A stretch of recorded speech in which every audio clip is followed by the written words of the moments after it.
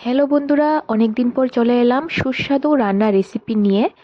প্রথমেই নিয়ে নিলাম মুসুরি ডাল, যেটা আমাদের সবার বাড়িতেই থাকে। মুসুরি ডালগুলিকে ভালো মতো 3 থেকে 4 বার ধুয়ে নিলাম।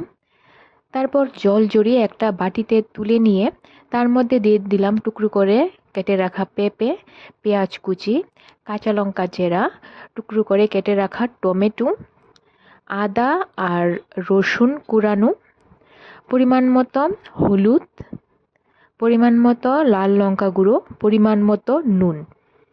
তারপর দিয়ে দিলাম কাঁচা সর্ষের তেল, দিয়ে ভালো করে হাতে মেখে নিলাম। ডাল আর যাবতীয় যা যা ইনগ্রিডিয়েন্টস দেওয়া হয়েছে সবগুলি ভালো করে হাত দিয়ে মাখিয়ে নিলাম। এই রান্নাটা কিন্তু হাতে মাখার মধ্যেই মানে অনেকটা রান্না হয়ে যাবে। আর এই তরকারিটা বা এই ডালটার টেস্টটা ডিপেন্ড করবে এই হাতে মাখাটার উপর।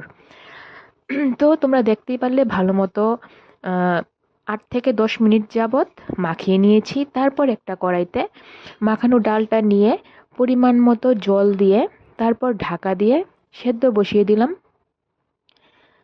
20 থেকে 25 মিনিট পর ঢাকা তুলে দেখলাম এইরকম মানে সিদ্ধ হয়ে গেছে। আর এটাকে চাইলে একটু ম্যাশ করে নেওয়া যায়, না চাইলে না ম্যাশ করলেও চলে। আমি একটু ম্যাশ করেছি হালকা। আর তারপর উপর দিয়ে ধনিয়া পাতা ছড়িয়ে দিয়ে নামিয়ে নিলাম সুস্বাদু হাতে মাখা মুসুরি ডাল কাঁচা পেঁপে দিয়ে।